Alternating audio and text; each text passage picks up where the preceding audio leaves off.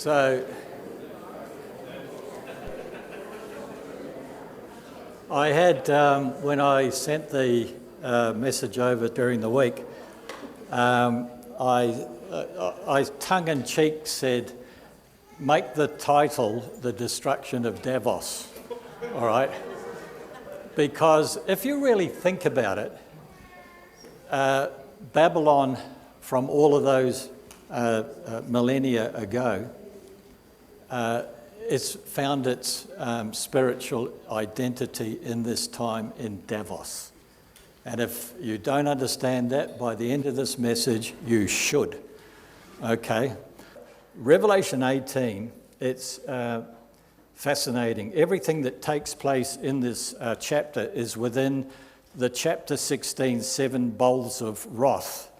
This chapter is a parenthetical insert to describe the consequences of the bowl judgments.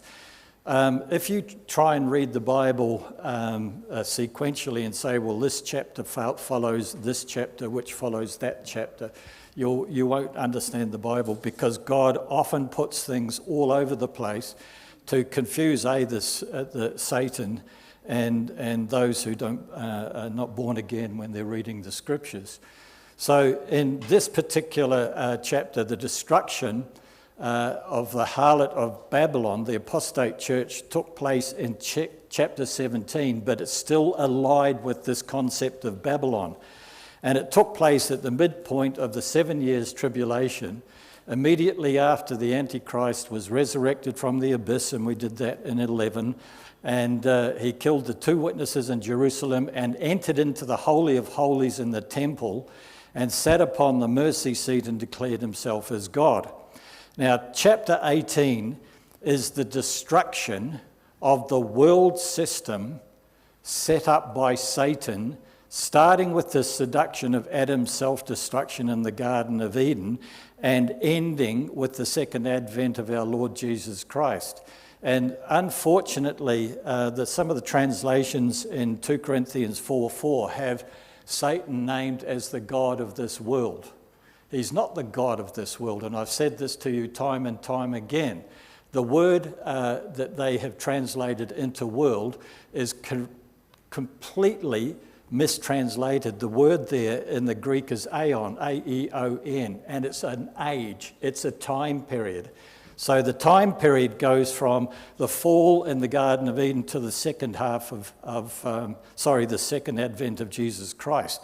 And so he's the God of this age, and this is now his final act until we get to the end of Revelation chapter 20. This Babylon that we've got now, remember when we were somewhat smaller and we were lined that way? And I was over that way, and I used to say to you, I look out through these windows over the scarp and I can see this fourth empire. I can see this Babylon happening right before our eyes, because it's spiritual.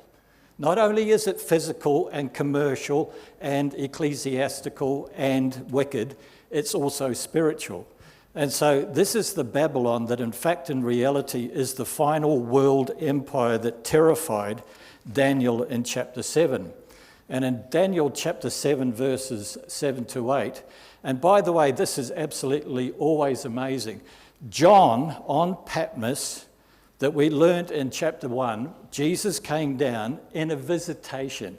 Do not believe the word vision, because when John turned around to see the voice that was talking to him, he saw the glorified Christ, and he actually fell to the ground in basically shock.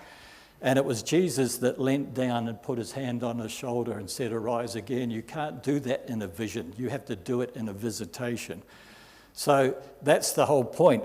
John, in this book, is elderly. He's in his 90s, early 90s. Daniel here, when he's recording of this, is in his 60s and 70s, at nearing the end of the 70-year exile from Jerusalem. And he says this in these 2 verses. After this I saw in the night visions, and behold, a fourth beast, dreadful and terrible, exceedingly strong. It had huge iron teeth. That was usually the Macarius, the short broadsword. It was devouring and breaking in pieces and trampling the residue with its feet. And I've told you time and time again, there are two words that are translated in this particular verse. It's either residue or remainder. And that is always a reference to the Jewish people. Because if you take the entire population of the globe, the Jewish people compose a tiny, tiny fraction, and that's why it's called a residue or the remainder. And it was different from all the beasts that were before it, and it had 10 horns. And I, Daniel, was considering the horns, and there was another horn. This is the 11th, and I love when, one of the ways that Chuck Missler always made me stay sharp when I was listening to people, and he would ask his audiences, how many horns are in this passage? And everyone would go, 10. How many are there? There are 11. There are 11. And Chuck used to tease his people like that. So as I was considering the horns, there was another horn. There's already 10. There's another horn, the 11th, and a little one coming up amongst them, before whom 3 of the first horns were plucked out by the roots. Now, in the Hebrew, that is an ordinal structure to this verse, because they were plucked out sequentially. If you remember when I told you about Daniel 10 verse 13, when it says that Michael the archangel is the one of the chief princes, but it's an ordinal number. Whenever you put a number in a Hebrew sentence, you have to be very careful to make sure that you understand that it may be ordinal. And so because in Daniel 10:13 it says he's one of the chief princes, what he is actually the chief of the chief princes. He's the first among the chief princes. That's an ordinal thing. That's how pedantic I get when I go into these scriptures. And there in this horn were eyes like the eyes of a man, and a mouth speaking pompous words. And the pompous words there in the original is blasphemous words. And we leap down to verse 23, and thus he said, and that's fascinating, because we go back to verses 15 and 16, and there's a brief mention that there is some people near Daniel when he's getting all of these visions, and it can only be an angelic entity. And he comes back to it here in verse 23. And thus he said, this is the angel or the messenger said to Daniel, the fourth beast shall be a fourth kingdom on the earth, which shall be different from all other kingdoms, and shall devour the whole earth. This is not Rome in its first iteration. It's Rome revived in its second iteration. It's become the new Babylon. It's become the World Economic Forum. It's become all of the other stuff, and I'll refer to that later on in the message. But it devours the whole earth, so it's global in impact, and it tramples it and it breaks into pieces. Have you noticed, if any of you are conscious and awake, that the world is falling to pieces right before our very eyes? And the speed with which it's happened has just staggered me. And so the 10 horns are 10 kings who shall arise from this kingdom, and another shall arise after them. And he shall be different from the first ones. This is this little horn, this is the Antichrist. And he shall subdue 3 kings, and that's in the first half of the tribulation, sequentially, and it's possibly the king of the north, the king of the south, the king of the east. There's arguments about that. I'm not going to waste my time on that. And we won't be there to see it anyway. In verse 25, he shall speak pompous, once again, blasphemous words against the Most High God, and shall persecute the saints of the Most High, and shall intend to change the times and the laws. You know, what year are we in now? 2024. He's going to try and change the number. He's going to try and completely bamboozle you and bring in a new calendar, and he'll also change the clock system and all the rest of it. And if this world isn't woke enough now, you watch what happens from heaven down and when this happens. And then the saints shall be given into his hand for a time, times, and half a time. And so that's the Jewish nation and the Gentile believers who come to faith, and that's the second half of the tribulation. And verse 26, but the court, I love but. He thinks he's going to win, and the verse says, but the court, but God. The court shall be seated, and they shall take away his dominion and to consume and destroy it forever. And that has to be at the second advent of Jesus Christ, and that's in the next chapter. And 27, then the kingdom and dominion and the greatness of the kingdoms under the whole heaven shall be given to the people, the saints of the Most High. That is, everyone who has come to faith and survived the tribulation will go into the millennial kingdom as believers, and they will enjoy the human fruits of the millennial kingdom. And his kingdom is an everlasting kingdom, and all dominions on the earth shall serve and obey him. And verse 1 of chapter 18, finally, that was the introduction. Now we get it to. After these things, so often, I think there's about 7 of them in Revelation, meditate, it's a change of emphasis, it's a change of direction. And after these things, I saw another angel coming down from heaven, having great authority, and the earth was illuminated with his glory. Remember, this is after the 5th bowl was poured out, the sun disappeared and the moons disappeared, so the earth is in dark. And so he comes down with great authority, and because of the glory that he has, because he's been in heaven, he illuminates the part of the earth where he is. And it's unfortunate that some commentators propose that this is Jesus, because of the attribute of glory assigned to him. But the next appearance of Jesus Christ is in chapter 19, and there he's not an angel coming down from heaven. He is the King of Kings and the Lord of Lords. And I can't wait till he comes down on that cloud as we sang that song this afternoon. At the head of the armies. More than one army comes out of heaven with Jesus on white horses. We've got angels, and who else? Have you been to your equestrian? I notice our equestrian trainer is back from Germany. That's wonderful. She came to Bible study and all the rest of it. So if you want horse lessons, she's the one to go to. And behold, the whole thing is amazing. This is yet another great angel coming down from heaven, similar to the angel in Revelation 10, who had the scroll and gave it to John to eat. And in concert with the 7 angels, with the 7 bowls of judgment upon the earth, and the angel of chapter 17, who showed John the destruction of the harlot of Babylon, the apostate church. People try and tell you that there are 2 different Babylons. There is not 2 different Babylons. If you go to any major city in the world, it'll have both a religious aspect, it'll have an administrative aspect, and it has a financial aspect.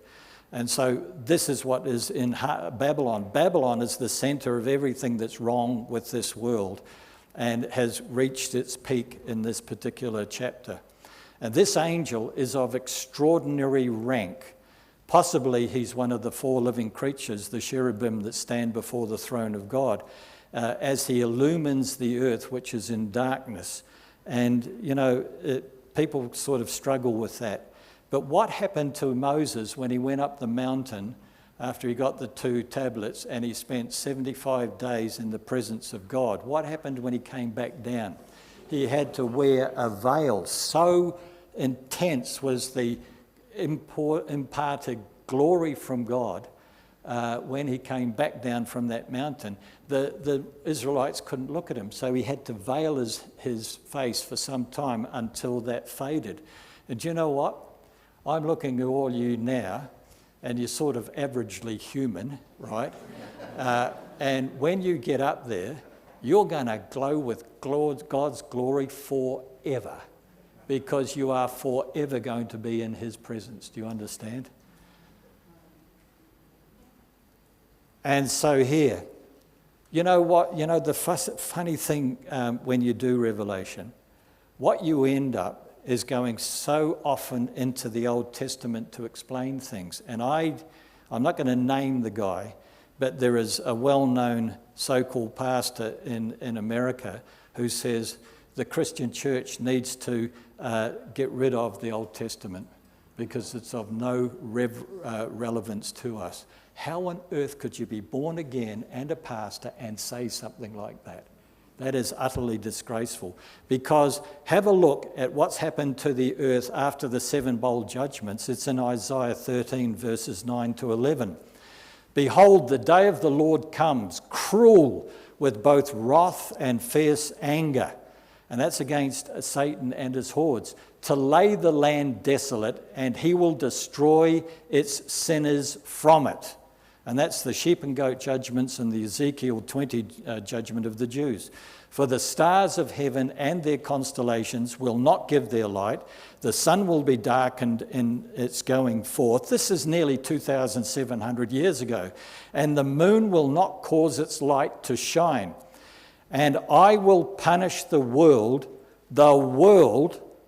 for its evil, and the wicked for their iniquity. And I will halt the arrogance of the proud, and I will lay low the haughtiness of the terrible. Do you know what is behind all sin? Pride. Pride. And verse 2, and he, this incredible angel, cried mightily with a loud voice, and he said, Babylon the Great is fallen, is fallen. And, you know, when I was checking the Greek, it's fascinating because in the Greek it says, fallen, fallen, Babylon. And I don't know why the translators turned it around, because I feel that in this construction it says Babylon the Great is fallen. But the emphasis in the Greek, and the emphasis that should have been there, fallen, Babylon. It's utter destruction, and there is no any way that you can bring it down to something that we can comprehend. And fallen, and has become a dwelling place. Now listen to this. So many people get this wrong. Your favourite YouTubers usually. And has become a dwelling place of demons, a prison for every foul spirit, and a cage for every unclean and hated bird. After the utter devastation of Babylon, it becomes a prison. It doesn't disappear. It becomes a prison. Isn't that what the verse says? And it becomes a prison for every demon, foul spirit, unclean bird, and hated bird. And I get so frustrated in Revelation 21-3, where an angel comes down from heaven with a great chain and chains up Satan and tosses him into the abyss. And so many people have said, well, what happens to the demons? And they say, well, if Satan's been thrown into the abyss, then surely all of the demons get thrown into the abyss. Just shows you they don't read their Bible. And if they read it, they don't retain it. Babylon becomes a memorial for 1,000 years as to how the millennial kingdom came about. Do you understand that? You know, when we want to see, they've built a memorial over the Twin Towers in New York and that sort of thing. That stands there to remind the residents of New York what happened in that particular devastation. But this is even more powerful. So the destroyed Babylon becomes a dwelling place for all of the evil servants of Satan.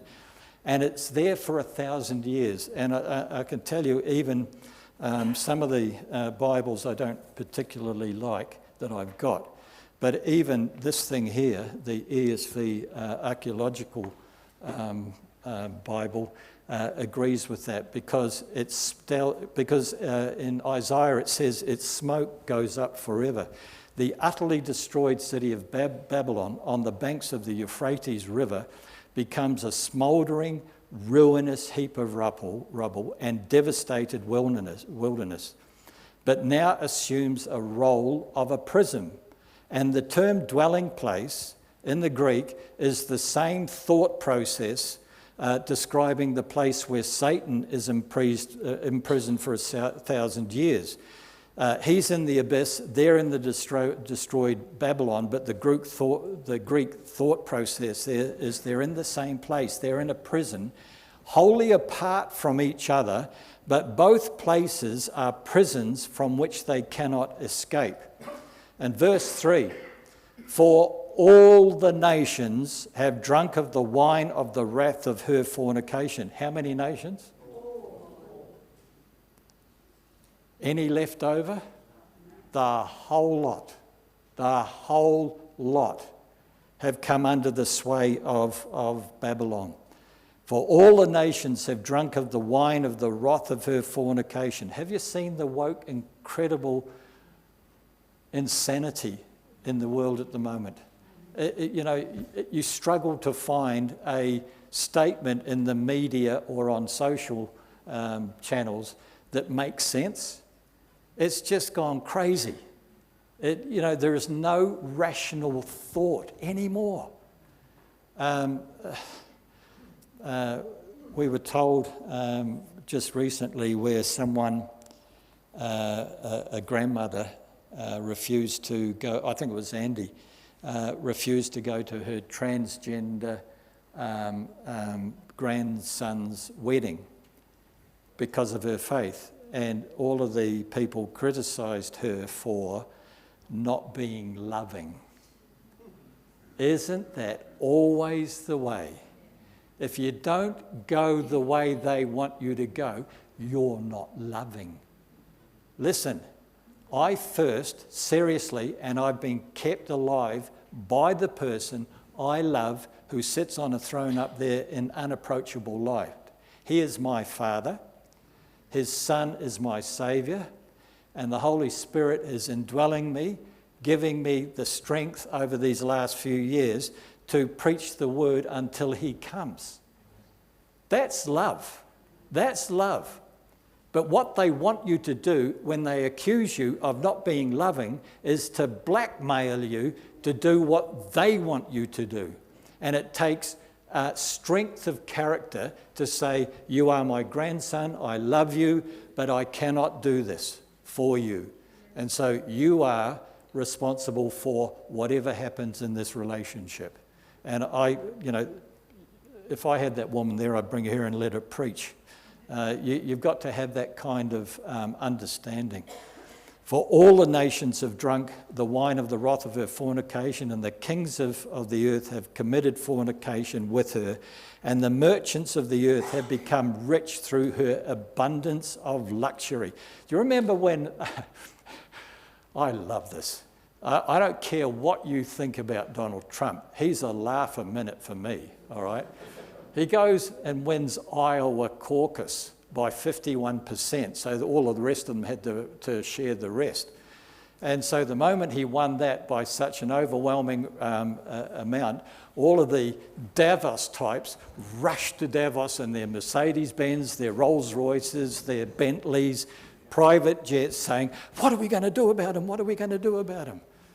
If they had... Oh, give me a break. Yeah, I get to that. Notice the nations all, and if you're awake to what is happening in this world, the World Economic Forum is now the de facto world government. Do you know that? Because they own everybody. And they use the United Nations and the World Health Organization as subordinate departments. I wonder how long this video is going to last on YouTube.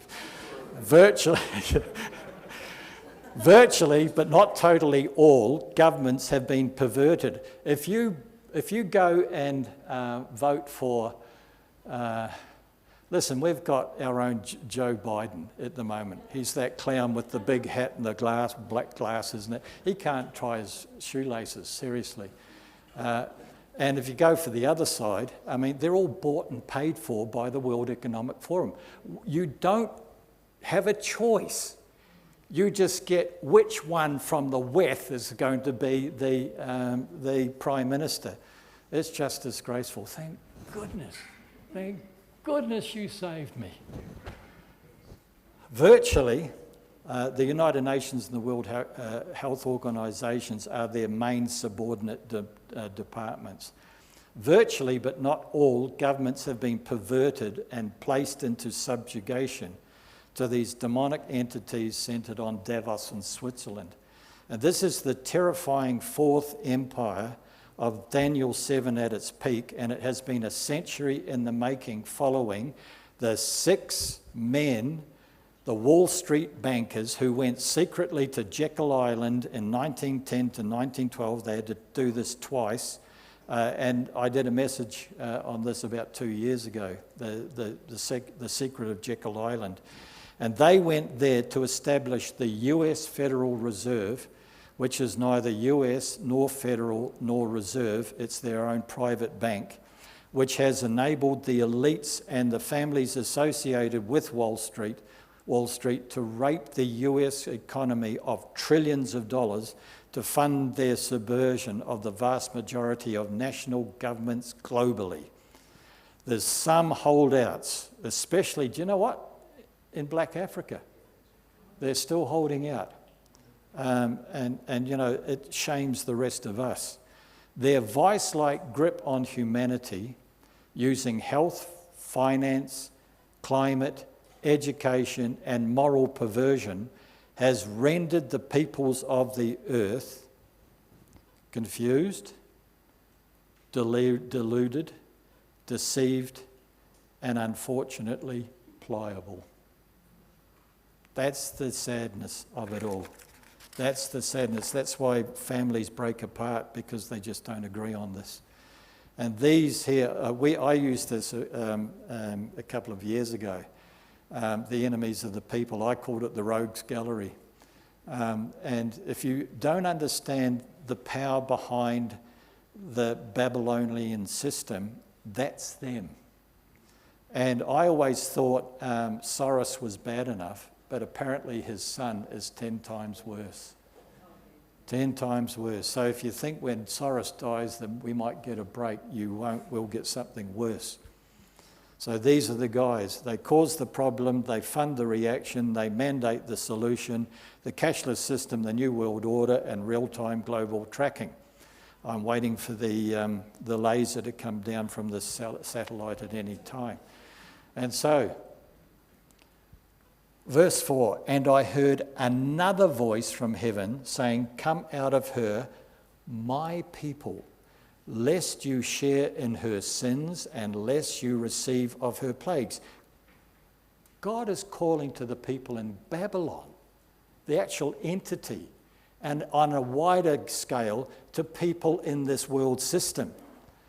And so he's calling my people, not capital M, capital P, that would be the Jews. It's anyone who believes in him in this terrible time. Lest you share in her sins and you receive of her plagues. For her sins have reached to heaven, and God has remembered her iniquities. And the call of God to my people to flee Babylon between the 6th and 7th bowls is evidence that both Jews and Gentiles refused the mark of the beast and yet still survived the tribulation and entered the millennial kingdom. And Jeremiah 51:6 has a reference to this. Flee from the midst of Babylon, and everyone save your life. Do not be cut off in her iniquity, for this is the time of the Lord's vengeance, and he shall recompense her. And here is another reminder to dispel spiritual depression, that even as dreadful and evil this empire of Satan and Antichrist is, there are still both Jews and Gentiles coming to faith in Jesus despite the frightening risk and the consequences. And God calls those who have come to faith in this 7-year empire to reject the perversions and the capitulations to Satan, to stay faithful and reject compromise in order to survive. Don't give in. This grandmother will refuse to go to that wedding just for that reason. Not to compromise, not to give in, not to say, okay, you've blackmailed me. Several times over the history of humanity, God has saved the elect from near universal debauchery. And as a result of the Genesis 6:1-4 perversion, where the fallen angels came down, the perversion of human DNA there, God saved the elect from a global flood in a boat with just 8 people. And if you've got something like Henry Morris's Genesis record, he expands it to about 1.8 billion people that died in that flood. I don't dare put a figure on it because we don't know. The lifespans of those people were very, very long, and there was no hurry to have kids. So I don't know how the people may come up with those figures. No more than 3 generations, therefore, after the flood, God had to disperse the human collective in and around the plain of Shinar after the attempt to build a tower. And I've been talking to you about this. It's a tower not to physically reach the heavens. You can't do that. What do you need if you're halfway up Everest and wanting to get to the top? Yes. How are you going to get to the heavens back in Nimrod's day without oxygen cylinders? I mean, it's just utterly ridiculous. And not to physically reach the heavens, that's utterly impossible, but to bring heaven down in replication of Genesis 6 with the ziggurats to entice demonic entities back to the earth. And what was the Tower of Babel designed to do? Allow human beings to go from the earth to heaven. Is that not right? Yeah. Well, this is a ziggurat, and I am very indebted to the authors, or not the authors, the translators of this one. It's an ESV. I've got 3 or 4 ESVs. I don't like them as far as prophecy is concerned, but this is the archaeological Bible. And in there they have a ziggurat, right, and say they're all over the ruins of the plains of Shinar. And this is what they say. Ziggurats are monumental temple towers found throughout the area of ancient Mesopotamia. They were commonly built of sun-dried mud and straw bricks held in position with bitumen as mortar. Stairways ascended to the top of these structures, where a small temple or shrine sat on the summit. The illustration below depicts the ziggurat, which is at Nana in Ur, which is where Abraham came from, by the way, which was constructed during the reign of Ur-Nammu, which is 4,000 years ago, about the same time as Abraham and Nimrod. This area is covered by 150 by 250 feet. Its height is 80 feet. It is commonly believed that this structure was being built in the Tower of Babel episode. The text indicates that the builders of Babel had discovered the process of making these bricks and that they employed bitumen for mortar. Based on that invention, the builders decided to build a tower with its top in the heavens. Now have a look at this. This is how silly, absolutely silly, some people who don't use your brain and work it out. If they wanted earthlings to go up to heaven, here it is, the perfect explanation. They stand on the sand of the deserts in Ur and they walk up the staircase through this one and up this one and up this one until you get to a temple on the top. And the temple is supposed to bring down the evil angels of Genesis 6. They're already in the abyss, but other ones in the mid-heaven. And if you understand that, you go from earth up to heaven on this tower. Do you get it? And they're all over the plain of Shinar. The ruins of these things are all over there. Now have a look at this. And I sort of felt a twinge of conscience because in my callow teenage years, I used to sing along with Led Zeppelin on that Stairway to Heaven. And so I'll get a rap over the knuckles for that when I get up there. And the other one in Bob Dylan's acoustic area, Knock, Knock, Knocking on Heaven's Door. So I've repented. So anyway, now listen. The earth and the people are down here. The temple's up at the top. Look at every ancient city. Athens, Corinth, Ephesus. Where did they build all of their temples? On the top of the nearest hill, so that the people in the city had to climb up to go to the temple. Do you see what I mean? They created ziggurats all over the ancient world. That's the Tower of Babel. And Babel, I've told you before, is the Hebrew for confusion, right? And Babylon is the Greek word with the same meaning. So Babylon and Babel are the same thing. You got all of that for nothing. And so here is so where am I up to? Oh yeah, the ziggurats. I love that. That's one of my favourite things.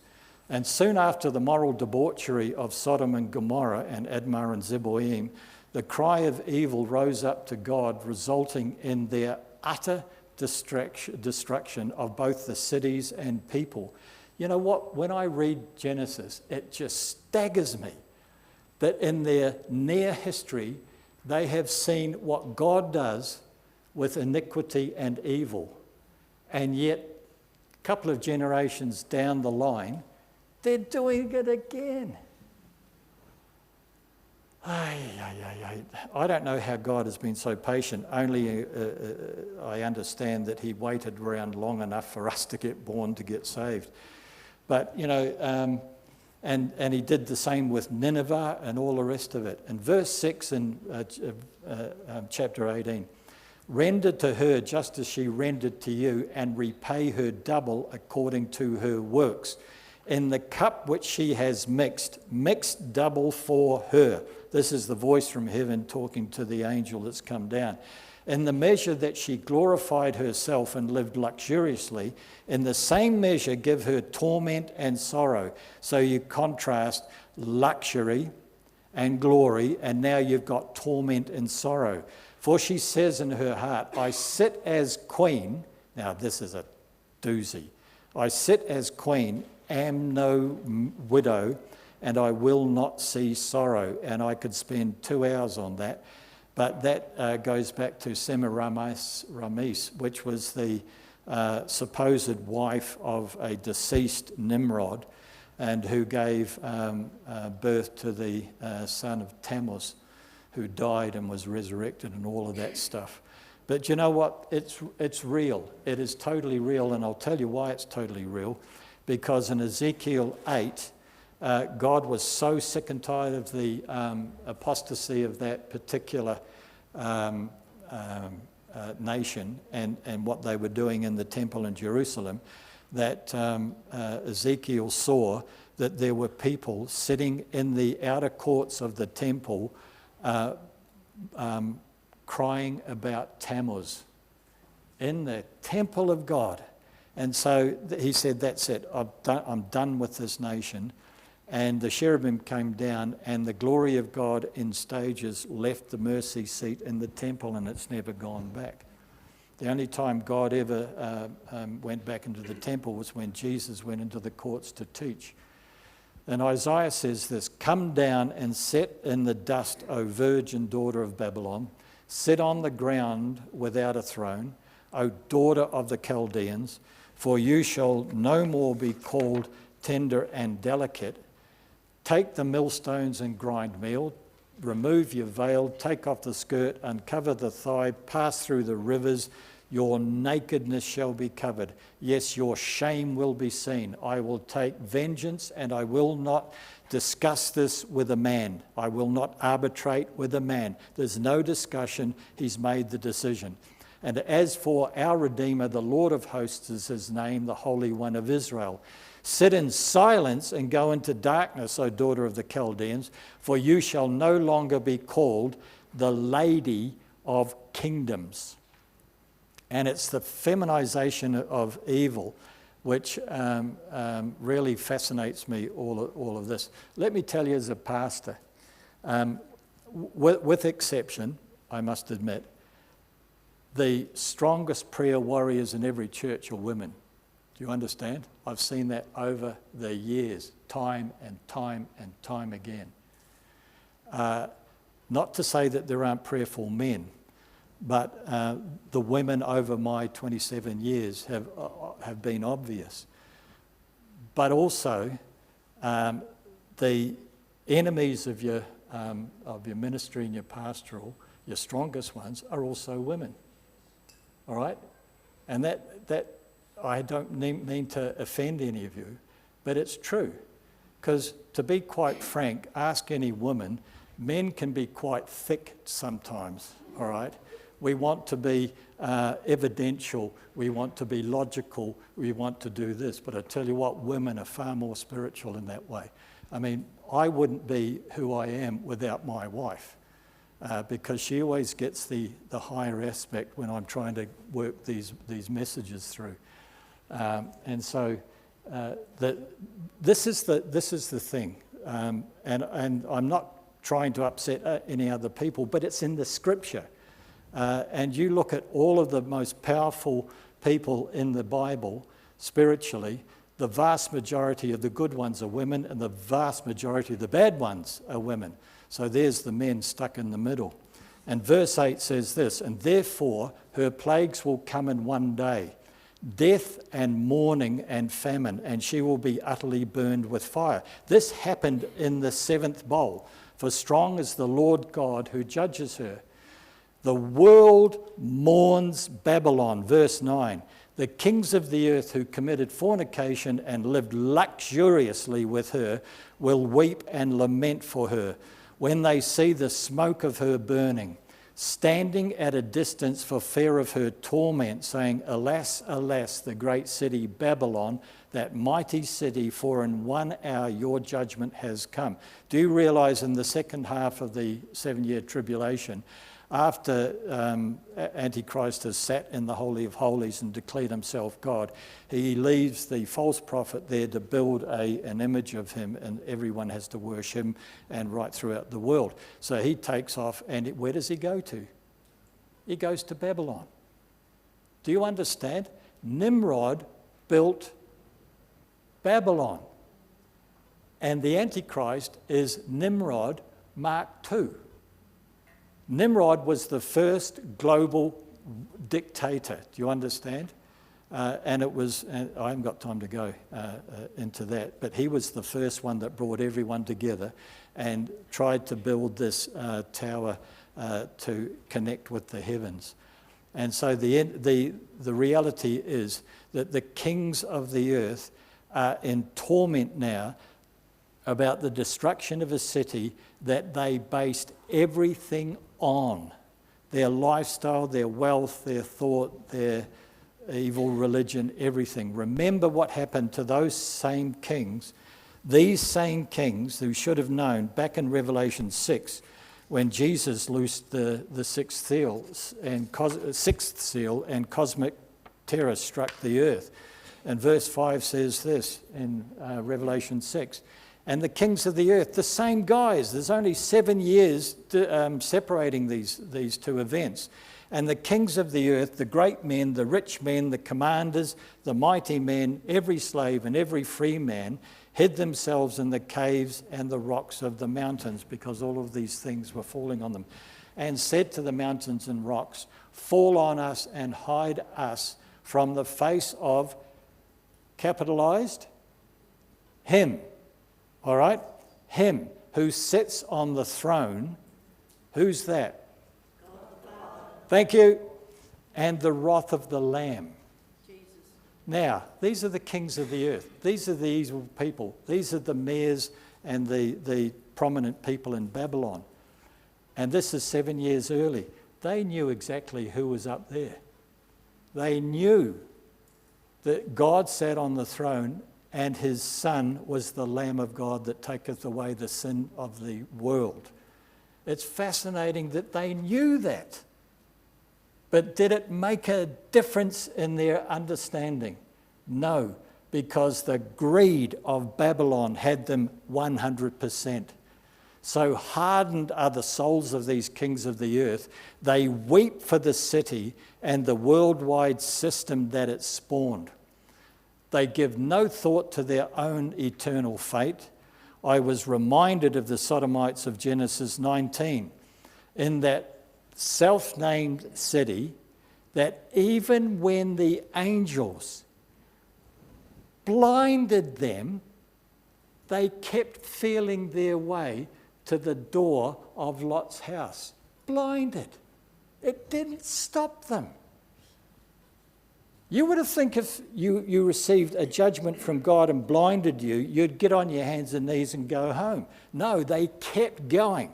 It's, one of the things that you get out of reading the Bible so deeply and teaching the Bible, and that you just are astounded at the range of behaviours in humanity. There's the very, very good and there's the very, very bad. And Job 12, 24 to 25 has this: He, that is God, takes away the understanding of the chiefs of the people of the earth. That's these kings of the earth.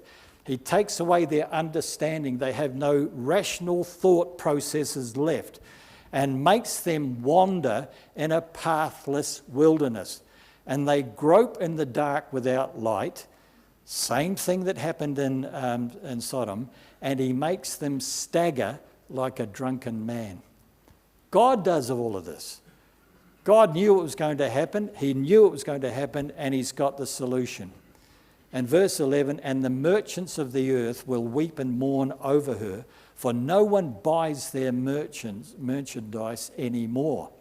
And the Holy Spirit describes the 7 categories of the identity over of these merchandise that they accumulated and measured their wealth by. Now have a look at this.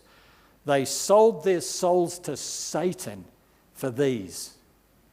The first is this: commodities denoting financial wealth, merchandise of gold and silver, precious stones and pearls, finance. Second one, the attire of the rich and powerful, fine linen, purple, silk and scarlet. The third one is the furniture found in their mansions. Every kind of citron wood, every kind of object of ivory, every kind of object of most precious wood, bronze, iron, and marble. Fourth, precious spices and cinnamon and incense, fragrant oils and frankincense. The fifth is precious foods, wine and oil, fine flour and wheat. Sixth, food and transport, cattle and sheep, horses and chariots, jets, Mercedes, Rolls, Bentleys. And seventh, the seventh, and this happens even in churches. The greatest aphrodisiac of all, according to Henry Kissinger, is power over human slaves. Do you feel slightly slavey at the moment with these people beaming down upon us? Do you? I get so angry that I don't have the freedoms I had 30 years ago. And we got shown that during that COVID farce.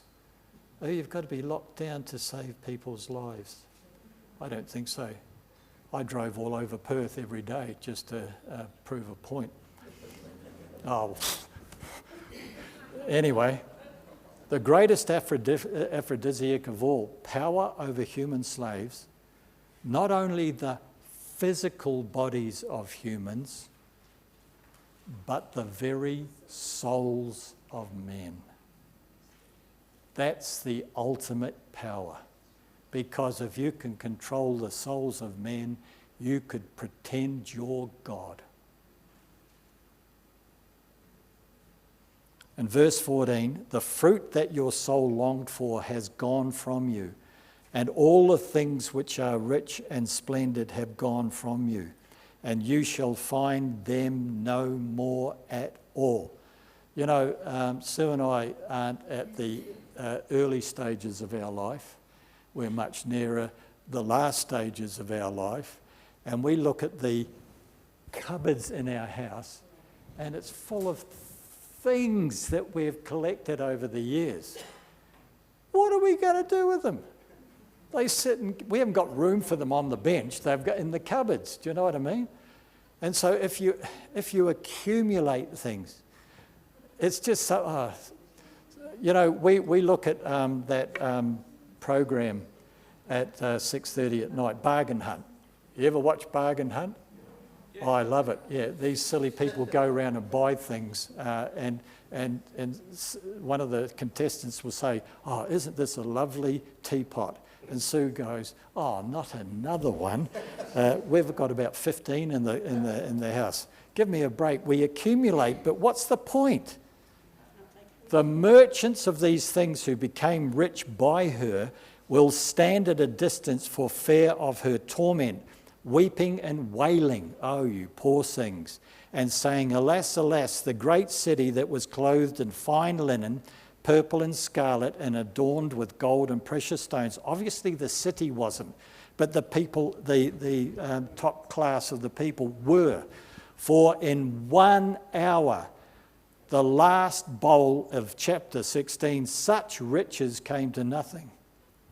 And I've got, they're weeping and wailing. It's all gone. It's all gone in 1 hour.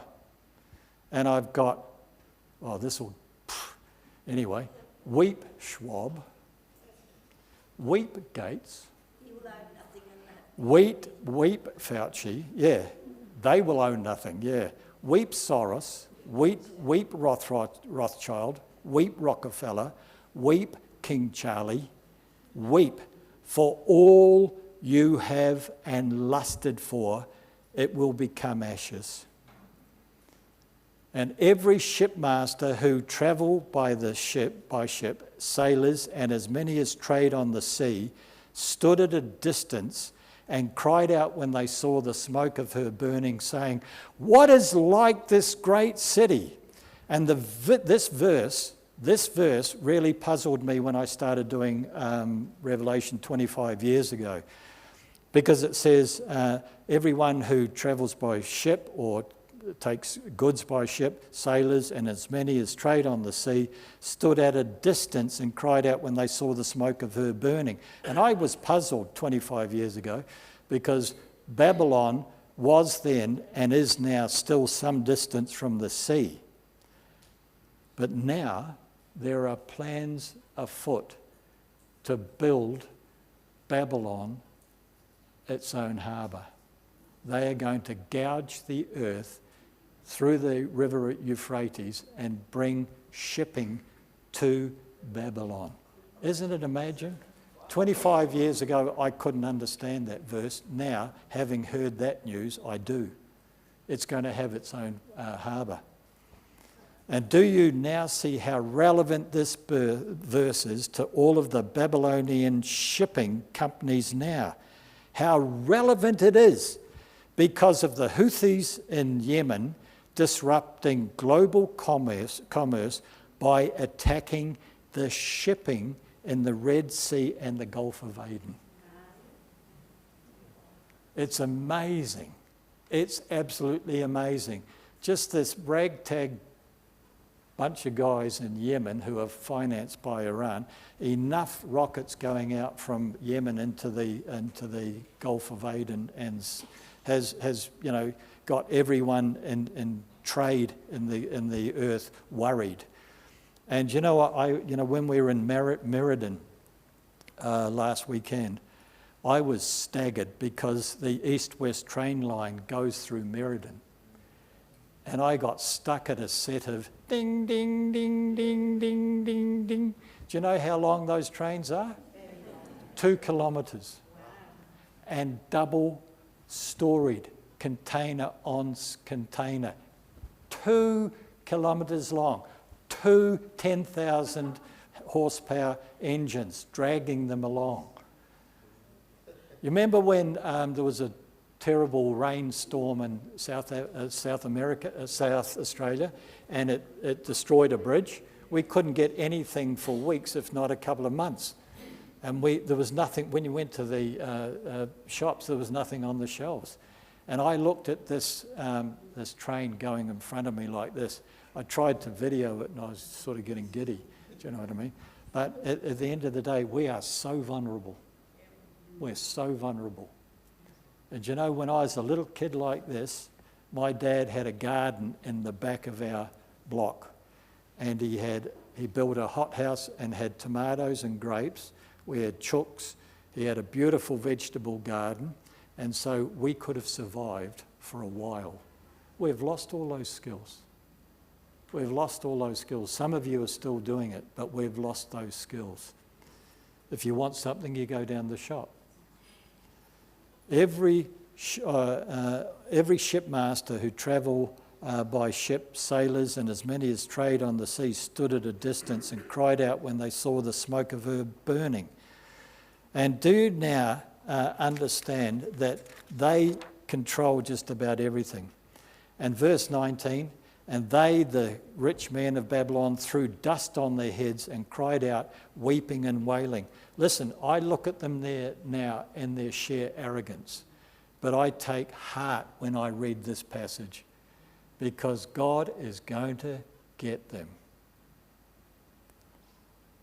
They threw dust on their heads and they cried out, weeping and wailing and saying, alas, alas, the great city in which all who had ships on the sea became rich by her wealth.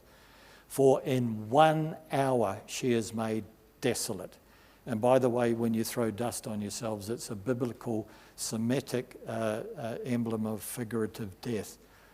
And in verse 20, rejoice over her, O heaven, and you, holy apostles and prophets, for God has avenged you on her. And the you is you. Do you understand? You're the heaven part, because that's where we are when this takes place.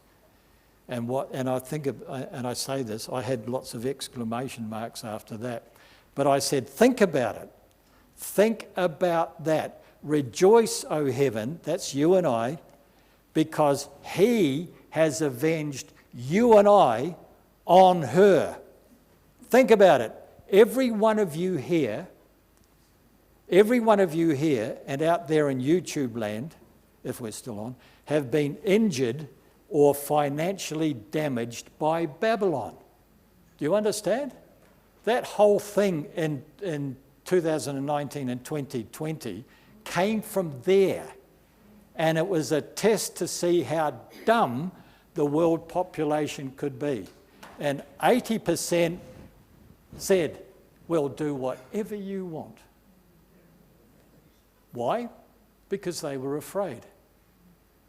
I mean, in the first couple of months of 2020, I heard about this guy in a British university said that there's going to be millions of bodies in the street because of this fire. Do you remember that? I can remember his name. I haven't got it yet. Yeah. But you know, everyone was terrified. And then even now, I just get staggered. Sue and I go, look at that. Here we are on a beautiful, sort of blue sky. They're mainly grey now, aren't they, Patrice? Yeah. When we were coming back from Meriden, we had like miles and miles and miles and miles and miles to the far horizon coming down the Great Eastern Highway. And you know what? It was grey.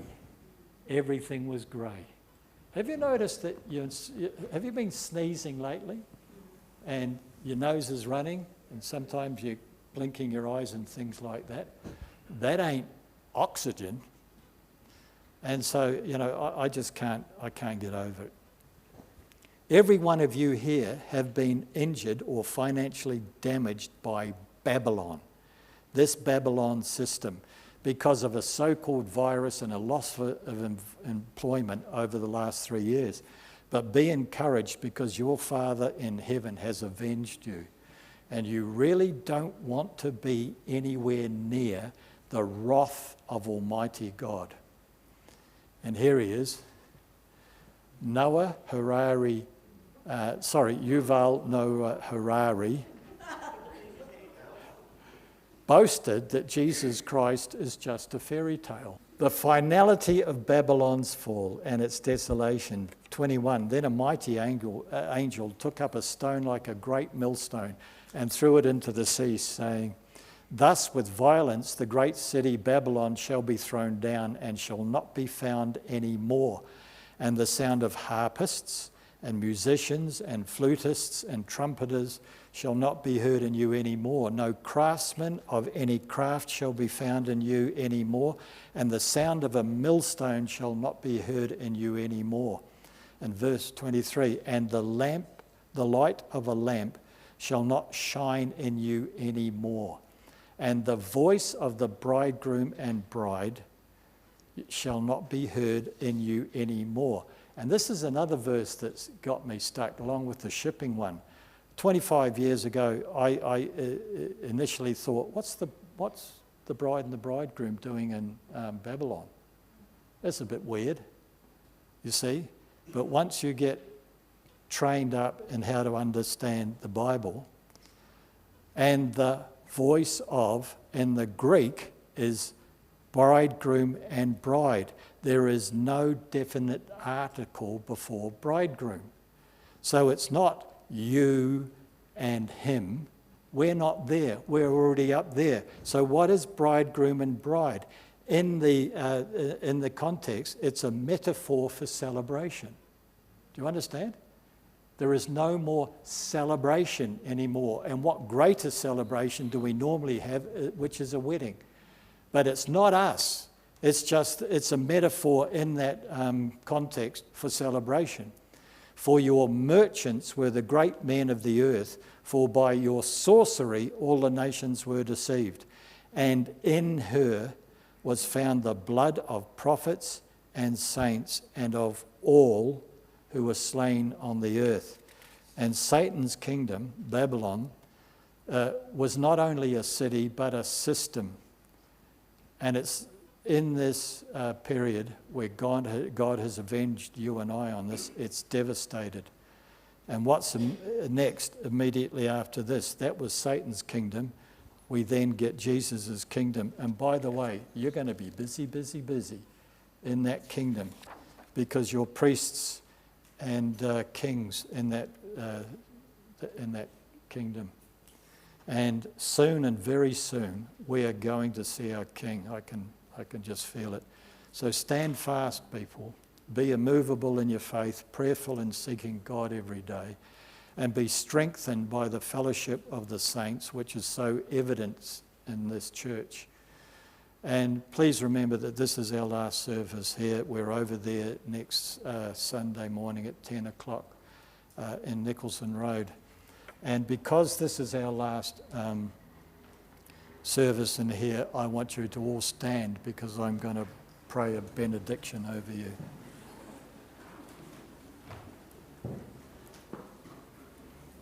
This is my favourite two verses nearly in the whole Bible. And now unto him who is able to keep you from stumbling and to present you faultless before the presence of his glory with exceeding joy, to God our Saviour, who alone is wise, be glory and majesty, dominion and power, both now and forever. And all God's people said,